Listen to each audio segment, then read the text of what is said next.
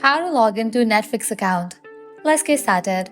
Launch your preferred browser. Now over here you're gonna find the search box, type in Netflix account login and then search for it. With that, different website links will appear. Navigate to this one website option, netflix.com, open it. You'll be directed to the login page. Now from here you can easily get access to your account. All they have to do is provide the credentials. First up, go ahead and type in the email or mobile number and then password. Or also you can use sign-in code to log in. In the case you want to use sign-in code, you just have to click on this option given over here, use a sign-in code. With that, you will be receiving code in your email address that is linked with your account. You have to type in that code and you will be logged into your account. In the case you have forgotten the password, you can click on this option to recover it. After you fill this, click on sign in and just with that, you will be logged into your account. If you want to remember your credentials, check in for the option of this, Remember Me.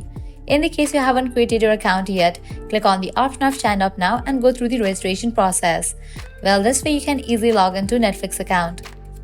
If this video was helpful, smash that like button, share and subscribe to our channel. Thanks for watching.